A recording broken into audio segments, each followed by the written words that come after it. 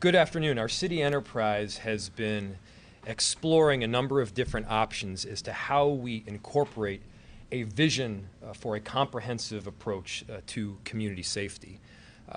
That approach, as we've mentioned repeatedly, is one, of course, for police officers, but also includes mental health responders, social workers, violence interrupters, making sure that the interactions that people have on the ground are indicative of the vision that we all want to see for public safety. Now, part of that vision, of course, involves the city infrastructure itself. It involves our police precincts. It involves the location that some of these other alternatives to policing have presently been operating out of. And with that, we've been also simultaneously exploring where the new Third Precinct should be located. This whole discussion goes back several years. But the bottom line is, through a great idea from Council President Andrea Jenkins, we now have a third option that we can look into. It's one at Century Plaza. Century Plaza is the location that we anticipate the first precinct going into. And by adding on a couple floors above, we can also co-locate our third precinct services. This does a number of things. First, it provides people from the third precinct with the necessary service that they need and that they deserve. Second, it provides officers with the right infrastructure and the right resources that they need to do their job and to do it well. And finally, it gives us some additional time as an interim space so that we can figure out what are the next steps in terms of the infrastructure to provide a full-on, comprehensive, and integrated approach to community safety. The rollout, as was mentioned in the Offaly report, will take years to get to that full-on community safety vision, and we want to make sure that we can provide service and safety and the immediacy to residents of the third precinct and simultaneously look forward to that big vision. In terms of the rollout of the third precinct itself and looking at a number of different buildings, I'll take you back several years. Back in, I believe, November or December of 2020, we were exploring a different location for where the third precinct would go. That particular location was not agreed to by at least a council member of the area, and ultimately the owner of the property decided not to continue towards a purchase agreement or a lease with us because they themselves were getting protested. Once that option was off the table, we looked at around 29 other sites throughout the city. Those 29 sites were reduced because they didn't meet one or many criteria. There are certain criteria that you need to have in order to have a police precinct or a community safety center. Those criteria are things like you need about 1.5 acres, if not more. You need to have access to thoroughfares so that there's a quick route to 911 calls from around the city. We needed to have both enough space and it also needed to be located in a proper place that worked for everybody. So we wanted to get a whole bunch of community engagement and feedback as to where ultimately we could go. We explored, as was mentioned, 2 different options on both 3,000 and 2,600 Minnehaha. The feedback that we got was mixed. We got certainly some support for get another precinct up as quickly and as inexpensively as possible. We got other feedback that says we don't want a third precinct at all within the third precinct boundary. My personal position, my position as mayor, has been the same. I believe that we need a third precinct or a community safety hub in the third precinct itself so that people can get the necessary service they need. This proposed location at Century Plaza is just a few blocks outside the third precinct, right next to 35W, with quick access to the entire precinct itself. It gives us a good route, again, to provide officers with what they need in order to do their job and do it well. And it also gives us the time to roll out this further and more expansive community safety vision. I want to give huge credit to Council President Andrea Jenkins for coming up with this new option. This is now one of several options that council members can ultimately look at, and of course community members can weigh in on. And at some point, we need a decision here. We need to move forward. We need to get the 7 votes through the council. We need to get a mayoral signature to get this job done, and I think this is a good option to pursue. So this temporary move, again, gives city and the community more time to figure out what the right path forward is. Recognizing that the future of our safety system will rest on a more integrated and comprehensive approach, something I know that we all agree on. So with that, I want to turn it over to the person who truly deserves the credit on this particular option. Proud to support her, Council President Andrea Jenkins. Thank you, Mayor Fry, and good afternoon, everyone. My name is Andrea Jenkins, President of the City Council, and you know, as the mayor stated, I am being credited with this idea. I was up one night just really thinking about all of the commentary and all of the things that we have heard about the Third Precinct. It has been a very challenging conversation to have.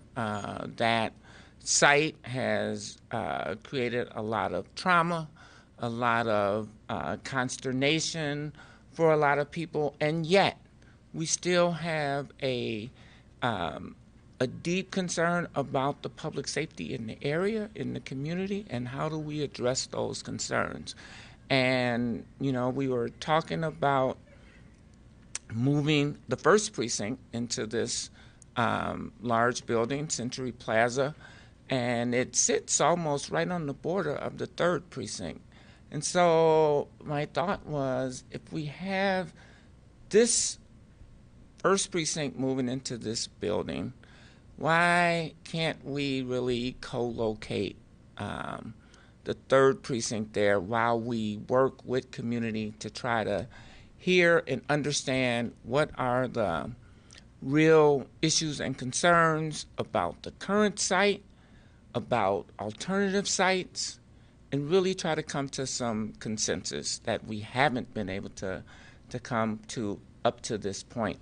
And I know that there was this report that was about the survey that was out there, and even though those surveys, particularly the online survey, really pointed to keeping the Third Precinct as the site, we know that when we hear and talk to community members that there is a strong disdain for that site, and we really want to make sure that we're engaging community to have this conversation. And then we heard from the consultant, Dr. Aftali, last week, that really suggested that we talk about these community safety centers, and this could be a model for how we begin to approach that. And so I see this as a positive alternative to the Third Precinct. It gives us time to really think about where, in fact, that precinct should be, or even if we should have precincts, right? We've been hearing conversation about, is this model that is from probably the early 1900s, is this the model that we want to continue with moving forward into the future? And so I look forward to talking with our community members about what are some of those alternatives, and this, I think, option will give us an opportunity to do that. And so I support this concept and look forward to bringing these entities together to create more public safety in our community. And I think our next speaker is Dr. Cedric Alexander. So I'll... Council Vice President. Oh, I'm sorry. Council Vice President Lene Palmisano. Thank you. I'd like to just take a moment to talk about process. The council relies on data, and this is why we heard from our subject matter experts first on what we need to locate police within a community, and then we engaged the services of an outside consultant to engage the Third Precinct community in different ways. We heard from those that are organized and passionate, but we also heard quieter voices whose views are just as important, but not as easily heard. We use this information to make decisions. 140,000 of our residents live within the Third Precinct, The current report indicates that more time is needed to make a fully considered decision and figure out what's next. The job of determining where the third precinct should be has been a weighty topic. In the past, there's been a lot of dissent as to how that comes about or who makes that decision. Today, this decision must be driven by the mayor and the council together, coming together and charting a new path forward. The first step will be to consider any action brought forward by a council member as a path forward. I support Council President Jenkins' idea to temporarily locate the first and third precincts together as a midterm solution that gives us some extra time to fully plan for a third precinct in the community, and I support her legislative directive to pursue that path. I personally find great value in the idea of co-locating wraparound services for public safety and would love to pursue that path forward in the existing location of the third precinct, but this is a long-term solution, and this is what we mean by a multi-pronged public safety approach. Yes, it includes MPD, but could also include other types of complementary public safety functions. I'll let Commissioner Alexander come up and say a few words. Thank you. Thank you very much. I'm Commissioner Cedric Alexander. As we continue to move forward, this is a clear opportunity for Minneapolis to be a leader and be able to implement how we provide community safety services to the public. Community safety in the 21st century requires a comprehensive, collaborative approach that includes not only law enforcement, but also individuals who provide mental health and a broad array of social services, and also including violence prevention and others. I believe that a comprehensive model of public safety is critically important in our transformation efforts as we move forward into the future. We must begin to think about how we can use and plan for facilities that support the future community safety. We must have facilities that can house city personnel, mental health, and social service professionals, as well as jurisdictional and external community partners who work directly with individuals in neighborhoods to keep people safe. Hugely important. I strongly advocate for us moving forward with urgency to provide infrastructure and facilities that appropriately support our current personnel in their ability to serve the community to the best of their abilities. This is about ensuring our safety personnel have an appropriate place to work and making sure this happens as soon as possible. Thank you very much. Thank you, Commissioner. I'll note we're also joined by our interim Chief Operating Officer, Heather Johnston. And thank you, Council Vice President, Council President.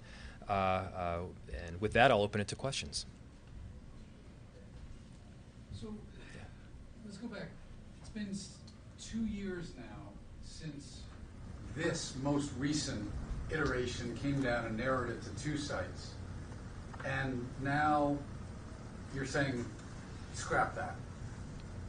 We're more than 3 years after George Floyd was killed and the precinct was torched. And it sounds like we're starting all over again. What am I missing? No, we are providing another option. There are 2 options that still exist, and you know those as 3,000 and 2,600 Minnehaha. Those again were the options that we narrowed down to following an exploration of approximately 29 different sites. If we had 6 options, we would be providing 6 options. Most of those sites, again, didn't turn out to be optional because they either weren't the right size, they weren't properly located, they didn't have enough parking, or the owner themselves had 0 interest. And so these are the 3 options. Council President has proposed the additional 3rd one.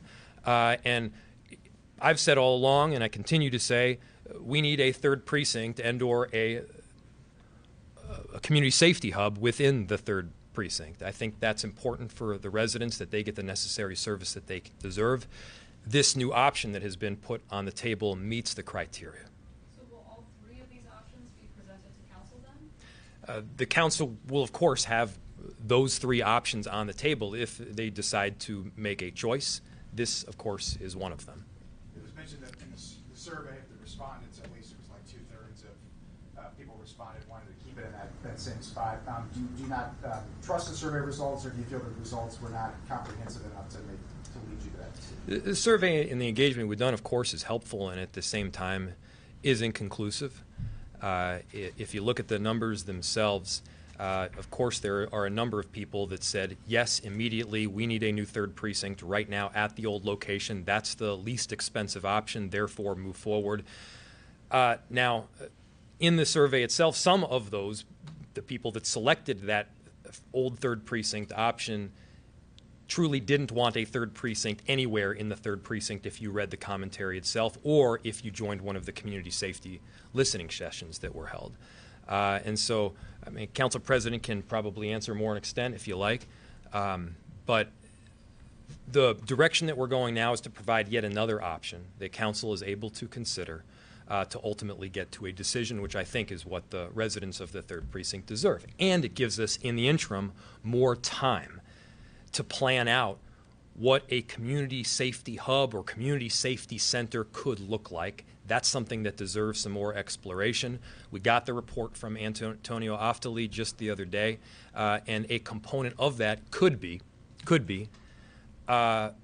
revising the infrastructure itself to allow for an integrated approach within these buildings. Are you anticipating, or do you think that you'll do another survey like this, or how will you get community input on now this third option in addition to the other two? Of course, we're always open to more engagement, and at the same time, we do need to make operational decisions as a city. As part of the process, there generally is some form of hearing or outreach or public engagement, and I'm sure we'll hear a lot from our residents over the next several days as to what they do or do not want. We, of course, welcome that feedback. And at the same time, you need to make a decision. We need to make a decision here. And this is providing another option that could get to 7 votes plus the mayor's signature, which is what we need to achieve. That report talked a lot about the need to rebuild trust. How does this new location for the third precinct begin to address those concerns of people who took the time to come to those meetings around those issues of trust? A building in and of itself is not going to regain trust. There is all sorts of work that happens well beyond the infrastructure of a precinct location that we need to be working on.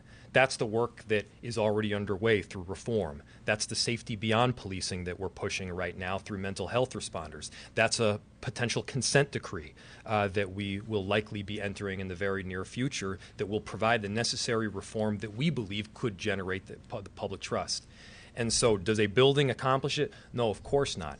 And in the mid and long term, we can be looking at a building that provides a variety of different services that is embedded within the community itself, and that people have a comfort in entering, handing in a police report, interacting with staff. That's the end goal of what we ultimately want to see, and what we could see. Is it a ways off? Yes, there's still a lot of additional work to be done, and a lot of trust can be generated in the meantime if we do things right. A question for Dr. Alexander or the Deputy Chief. I'm sorry, I didn't mention Deputy Chief Schoenberger as well. He's Either with one us. or maybe both Yes. could answer this question. I know there are a lot of officers from the third precinct who want to be back in the third precinct, right? But they don't necessarily want to be back in that old building. Will the officers' thoughts about this be taken into consideration? If they don't want to be back in that old building, does it take it off the table or does it stay there? You want to answer it? You want me to answer it, Chief? Either one. Well, more recently, just recently, actually within the last few days, we've had an opportunity, Office of Community Safety, have had an opportunity to speak to the third precinct officers, and majority of them, many of them, are, of course, are in support to moving to this new Century Plaza location. Considering the fact the way they have been located has been somewhat of a challenge for them in terms of the facility itself. Now, we're not, we're looking at this being a year from now. They're not going to move into this in a matter of a month. We're looking at next year. So as we plan towards the future, this first precinct will also encompass temporarily the third precinct. And they still will have their identity as being first precinct, third precinct. So the officers who have been around for a long time, new officers who are coming on to the department every day.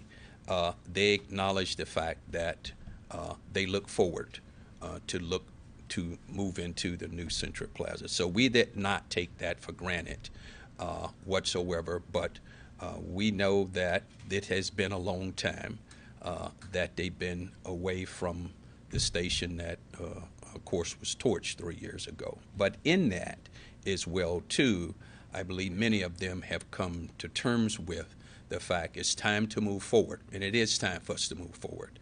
And they're looking forward to moving into a facility that will provide them many of the modern amenities that they will look to in any new building, Jay. So that was a great question, but What about the old building, though? I know a lot of them don't want to go back to that old building.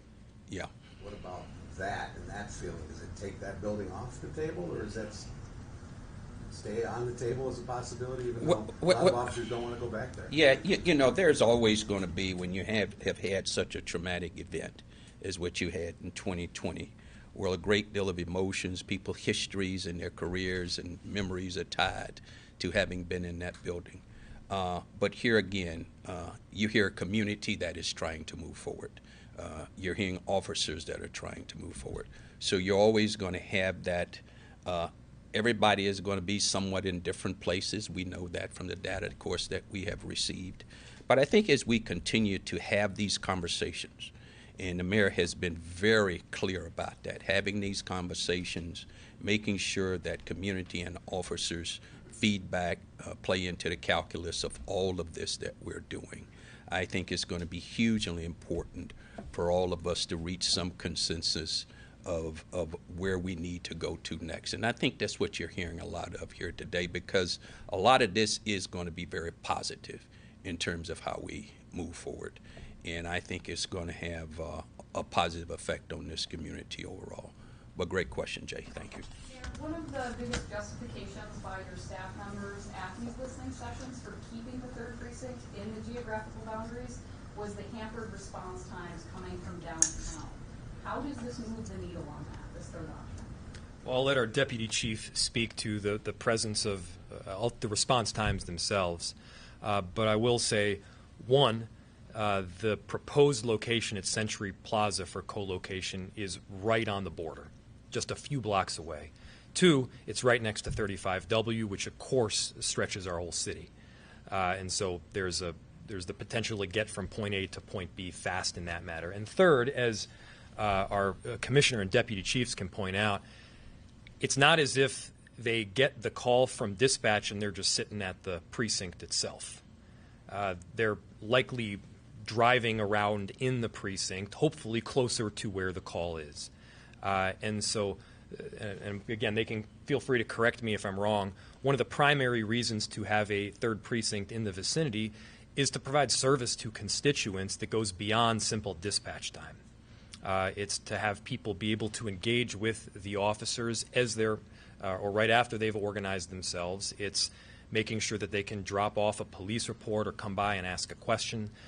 In the mid and long term, if we're talking about a truly comprehensive model for community safety, if we're talking about true community policing, we want people to be very comfortable walking right up to the precinct door, opening it up, talking to officers, talking to the person at the front desk, getting the kind of services in a one-stop shop that we know we can provide with respect to community safety.